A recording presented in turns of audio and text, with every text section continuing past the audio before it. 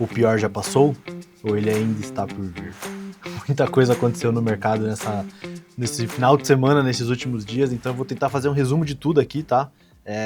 Falar um pouco do meu view, o que eu tenho olhado e como eu pretendo operar nesse momento, tá? Então vamos lá. Primeiro, né, o mercado já acordou, abriu ali no domingo feio, né, caindo cerca de 5%, foi a mínima que chegou a bater ali, e aos poucos ele foi mudando e voltando, muita coisa aconteceu, né? Então vamos tentar entender um pouco o contexto de tudo, tá?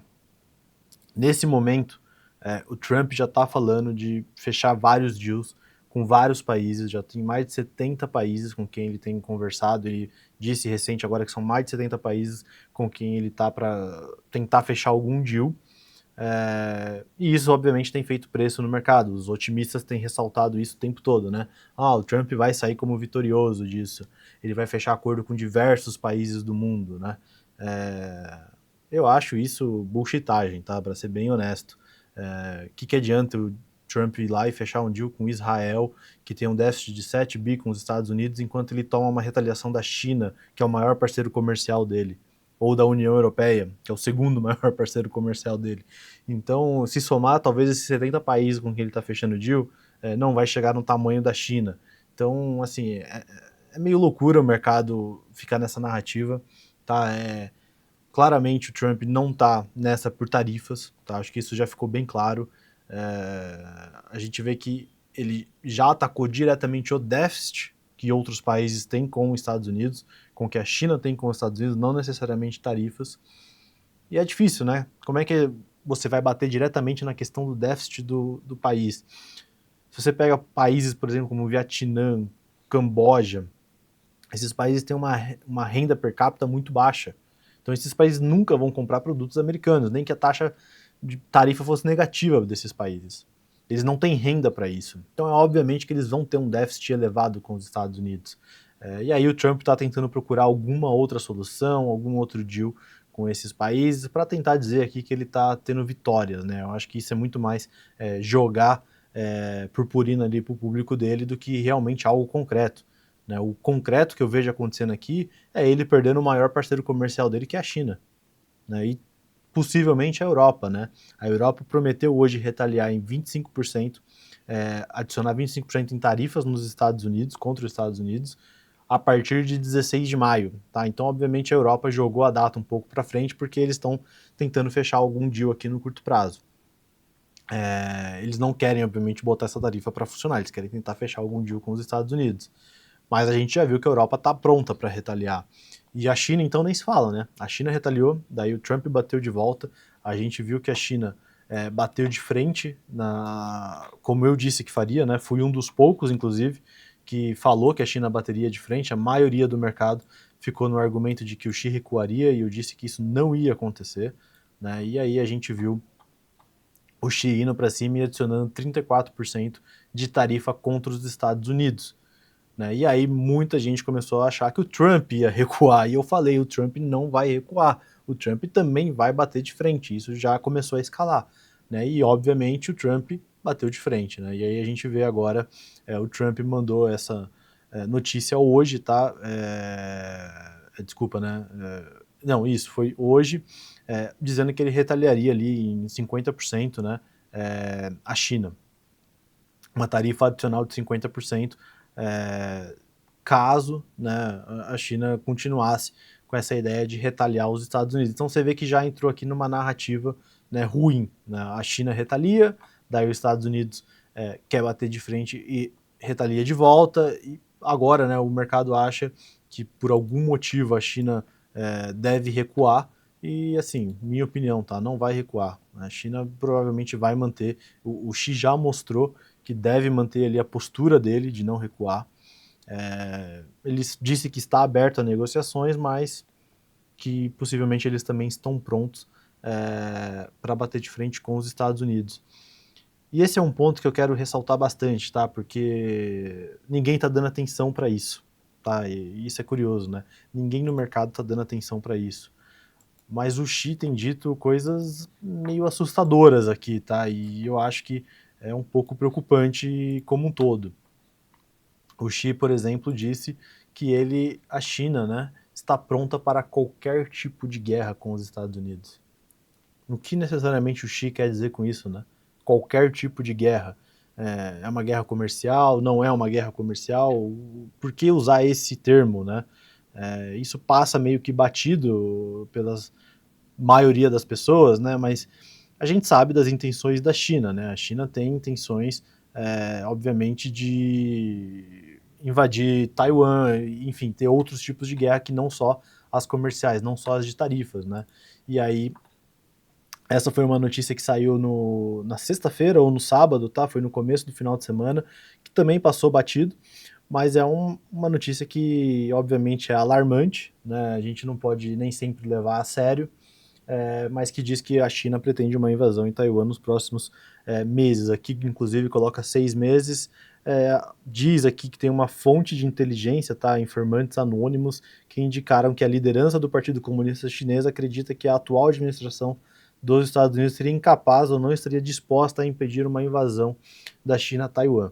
Tá? E aí, obviamente, seria o final do pacote aí do mercado em caos, tá? Se caso isso acontecesse. Obviamente que isso está muito fora do preço, não dá para a gente colocar isso no preço, inclusive, ninguém está de olho nisso, tá? Mas é uma das coisas que a gente tem que começar a prestar atenção, porque com esse conflito agora escalando, né, a esse nível de Estados Unidos contra a China, tudo pode acontecer.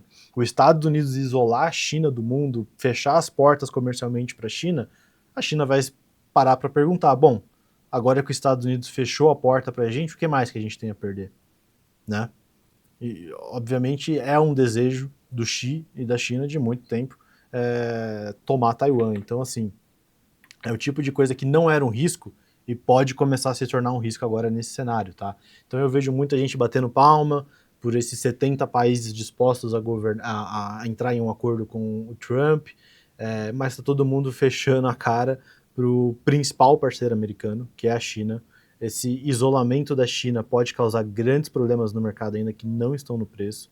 Então eu ainda sigo muito preocupado com esse cenário. Hoje, inclusive, a gente viu um movimento extremamente preocupante, tá? A bolsa americana ficou praticamente o dia inteiro ali, né, numa volatilidade gigante entre quedas e altas fortes. Em geral, foi até um pouco mais para baixo, apesar de ter fechado o dia no positivo, ela tradou quase que o dia inteiro ali para baixo. O VIX chegou a bater 51 e o mais curioso, tá? Apesar de a gente ver todo mundo do mercado, né? Praticamente todas as casas de análise agora, principais CEOs ali têm vindo a público falar sobre um cenário de desaceleração, né, de uma possível recessão americana. Hoje o Larry Fink falou disso, inclusive, de que ele já tem conversado com vários CEOs e com CEOs que ele conversa. Todo mundo está meio que vendo já que a gente pode estar em uma recessão ou entrando em uma recessão nos Estados Unidos. A gente vê que os treasuries, né, o yield dos treasuries subiram hoje, e muito forte. Foi uma alta como a gente nunca fazia muito tempo que a gente não tinha visto. Acho que foi inclusive uma das altas mais fortes dos últimos sei lá quantos anos. Então, teve um movimento muito curioso nos treasuries, tá? E por quê, né? Para ter esse movimento forte nos treasuries, você precisa de algum vendedor grande, tá? Você precisa de um short seller grande para fazer com que os yields subam da forma como subiram hoje, especialmente quando está todo mundo preocupado com recessão, tá? E eu acho que esse pode ser uma das retaliações da China. A China pode estar vendendo treasuries no mercado. A gente sabe que a China ainda é um dos grandes detentores de treasury dos Estados Unidos e eles estão cada vez mais tentando fechar esse vínculo entre os dois países, né? Tentar fechar esse vínculo que a China tem com os Estados Unidos e eles podem ter sido nos grandes vendedores hoje de treasuries. Se a gente estiver indo de fato uma desaceleração econômica, a expectativa é que o treasury suba, né? E os yields obviamente caiam. Só que não foi isso que aconteceu hoje. Então, um movimento curioso, pode ter sido mais uma das retaliações da China. Esse jogo de retaliações eu acho que ainda tem espaço para ir longe, tá? Eu não esperaria nenhum movimento de recuo de nenhuma das partes. O Trump não vai recuar, o Xi não vai recuar, tá? Não é assim que funciona. Agora que eles começaram a escalar, na minha opinião, tende a piorar, tá? Eu acho que, obviamente, não dá para a gente descartar a possibilidade de um acordo. Tá? Não dá, óbvio, mercado, tudo pode acontecer, mas eu acho que as tensões têm aumentado e tendem a continuar subindo, tá? E aí, outra coisa que eu queria trazer para vocês, que acho que é um dos pontos mais interessantes que saíram no final de semana, é uma carta do Drunk Miller, tá? Que ele escreveu aqui, então peguei alguns pontos chaves aqui, tá? Para não ter que falar da carta inteira. Mas basicamente, tá, o que o Drunk Miller tá falando aqui? Ele tá falando que bear markets são difíceis de operar, tá? Não é fácil você navegar durante bear markets, porque eles são feitos de grandes rallies de alta e grandes rallies de baixa, a volatilidade fica enorme. E por esse motivo, né, o Drunk Miller não tem confiança em tomar grandes apostas nesse momento, especialmente com o Trump no cargo, tá? Porque o Trump basicamente pode mudar a cabeça do nada, pode fazer qualquer coisa, e o Drunk Miller não tem nenhuma grande confiança em ficar apostando grande enquanto o Trump estiver lá, né? Então ele fala que é muito difícil de tomar grandes apostas no macro agora, né? Aí ele fala que não tá nem long nem short, né? Não tá nem apostando para uma alta, nem apostando para uma baixa. Ele tá basicamente tentando sobreviver para a próxima grande oportunidade, né? Para quando essa oportunidade apareça. Ele não tá short, tá? Então ele não tá apostando na venda, porque o sentimento do mercado já é muito negativo, e eu tenho dito isso também, né, que o sentimento do mercado já é muito ruim, aquele caro que o S&P tinha já saiu do preço, inclusive já tem alguma coisa aqui leve de recessão no preço, tá? Então esse sentimento é muito ruim, não dá pra gente aumentar posições short ou algo do tipo nesse momento, tá? Mas por outro lado, né, obviamente isso pode piorar. E é até curioso que o Drunken Miller botou aqui, né? Nós vamos tomar uma posição short caso o S&P vá para algo em torno de 5.800, 5.850. Então você vê que o Drunken Miller tem uma visão aqui que talvez faça sentido, tá? Você ficar contra o mercado americano nesse momento, porque pode ser que tenha algum prêmio no mercado aqui, né? Então, óbvio, ele não quer entrar agora, porque tá com o sentimento muito ruim, mas se o mercado começar a melhorar, ele tende a tomar uma posição short, que também é muito do que eu já venho falando de como eu pretendo operar nesse momento, tá? E, claro, né, se o mercado acabar crashando, não der um respiro, não der uma chance, né, de você vender, se o mercado acabar crashando, aí você vai ter grandes oportunidades no fundo do mercado para comprar. Então, basicamente uma visão muito parecida de como eu tenho tradado esse momento, tá? A diferença é que eu tô short porque eu já estava short já desde os topos, né? Então acaba tendo um viés um pouco mais fácil de segurar a mão, tá? E aí o Drunk Miller fala uma frase que para mim pegou muito, né? We are in a bear market. Então o Drunk Miller afirma: nós estamos já em um bear market pelos próximos 12 a 18 meses. Então isso também vai muito em linha com o que eu escrevi lá no canal Master alguns dias atrás, de que eu não espero uma recuperação em V, tá? Eu não acho que o mercado está muito mal acostumado com o que a gente viu no Covid, né? Aquela recuperação em V é rápida, dado um número gigante de estímulos que aconteceu, tá? Os mercados, os governos todos deram estímulos gigantescos, a gente viu a política monetária toda de todo mundo frouxa, com juros baixos, e isso fez com que os mercados recuperassem muito rapidamente. Eu também acho que a gente está no bear market, tá? A gente começou esse bear market, a gente pode ter grandes rallies de alta, como a gente pode ter grandes rallies de baixa, a volatilidade agora tende a ser gigantesca, só que eu também acho que essa recuperação dos mercados tende a demorar mais. Eu não acho que a gente vai para uma recuperação em V aqui, tá? E aí, voltando aqui para a carta do Drunk Miller, ele basicamente fala, né, o que as companhias estão te dizendo. No início ali, né, do início para o final de janeiro, as companhias estavam em geral eufóricas, né, com esse momento, com esse ciclo de um governo que antes era contra o mercado, né, para um governo que é mais pró-business. E aí, algumas semanas depois, né, desse momento eufórico do mercado, a gente teve o homem das tarifas e todo esse sentimento do empresário sumiu, né? E agora a gente já começa a ver uma desaceleração mais forte nesse ambiente de negócios, tá?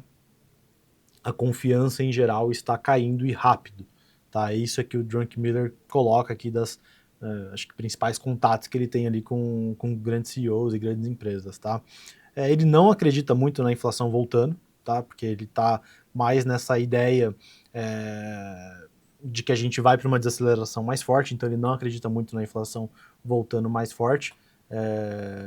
Inclusive ele bota aqui que, né, o melhor ativo dele nesse momento é renda fixa.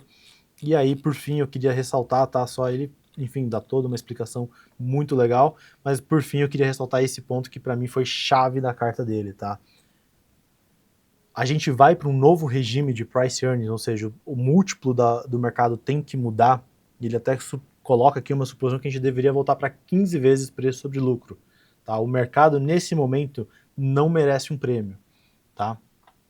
Que também é, de novo, né, mais um dos argumentos que eu tenho trazido bastante, é a gente olhar para o múltiplo da Bolsa Americana. Né? Esse múltiplo ele tem que mudar. Não dá para a gente continuar achando que a Bolsa Americana merece um múltiplo de 20, 21 vezes, 19 vezes. Isso é múltiplo de bull market, tá? É múltiplo de mercado eufórico. A gente está em um bear market, a gente está indo para um cenário mais difícil, mais desafiador, muito mais incerto com as mudanças que o Trump tem trazido, e isso tem que tirar prêmio do mercado, tá? E aí, por fim, eu quero trazer essa análise do Goldman, tá? Que é bem parecido com o que eu trouxe também alguns vídeos atrás, mas que ele coloca aqui o earnings per share do S&P. Tá? Então ele coloca aqui 3 cenários. Então um cenário consenso do mercado, que é um S&P a $270 de lucro esse ano. Um cenário base do Goldman Sachs, que é um cenário de S&P a $253 de lucro esse ano, que é um crescimento de 3% dos lucros em comparação a 2024, e um cenário de recessão, onde os lucros cairiam cerca de 10%, com o S&P reportando $220 de lucro. Tá? E aí, obviamente, você tem aqui uma matriz de risco para quando seria cada um desses múltiplos. Tá? Então, você coloca em um cenário de recessão com um múltiplo que o Druckenmiller acha que o mercado deveria negociar, é esse aqui, né? Algo próximo de 3.500 pontos, o que é absurdo, né? Seria uma queda ainda enorme para o mercado. Tá? Então, eu nem estou contando com isso, mas o que eu vejo, tá? Claramente é que no base case aqui do Goldman Sachs, que é um lucro subindo ainda esse ano, tá? Em cerca de 3%. O S&P aqui é 18 vezes lucro, que eu acho um múltiplo totalmente ok para esse cenário, talvez até caro, seria 4.500 pontos. Tá? Então, eu vejo que mesmo num cenário positivo ainda, tá? Dado que a gente está falando de recessão, de uma possível desaceleração global, o S&P ainda teria cerca de 10% para baixo para cair. Então é por isso que eu acho que continua fazendo sentido, tá, carregar esse short. Eu não pretendo aumentar ele agora, tá? Eu diminui praticamente todas as posições da minha carteira. Eu estou bem focado no caixa. Eu tirei minhas posições de China porque eu tenho um sério receio, tá, de as ADRs serem deslistadas caso esse conflito com os Estados Unidos continue se agravando. A China já tem falado que eles vão provavelmente proibir, tá? Mas com certeza tirar incentivos para que o chinês invista nos Estados Unidos. Então eu não quero correr esse risco dessas ADRs chinesas serem deslistadas. Eu preferi zerar as minhas posições de China, apesar de gostar muito do momento, e inclusive de um momento onde a China deve estimular com muita força a economia deles, mas é um risco que eu acho que talvez não vale tanto a pena. Tá? Eu prefiro estar mais livre agora para tomar posições com um pouco mais de calma. E a gente surfou bem a China, né? Apesar de tudo, ainda vendi as posições da China subindo no ano. Então, acho que é uma posição que vale a pena ficar um pouco mais com cautela nesse momento. Não estou olhando para compras ainda, tá? E, inclusive, se o S&P subir, se recuperar com muita força nos próximos dias, provavelmente eu vou aumentar minhas posições de venda, porque eu acho que o pior ainda está por vir. Tá? Se o S&P se recuperar, e eu ainda acho que esse cenário de recessão não só vai acontecer, como está cada vez mais provável, eu acho que a gente pode começar a pensar em montar de novo essas posições de venda no S&P. Beleza? É isso, pessoal. Qualquer coisa, estamos no TC. Só chamar. Tenho sido um pouco mais pessimista, eu sei, mas em geral as coisas começam a caminhar um pouco mais para esse lado agora, então eu não quero zerar o meu short deixando um monte ainda na mesa aqui para ganhar, tá? Então, sim, estou um pouco mais pessimista ainda, mas o mercado já começa a ter uma correção mais saudável, eu acho que já com com muito mais coisa no preço, menos caro. Vamos ver como se desenrola os próximos dias, mas ainda acho que a gente vai ter oportunidades aqui, tanto para vender ou comprar caso o mercado realmente crache. A gente vai estar com caixa suficiente para comprar tudo nas mínimas, que eu acho que é um grande cenário aí para surfar também. Beleza? Qualquer coisa estamos no TC, na plataforma, é só chamar. Valeu!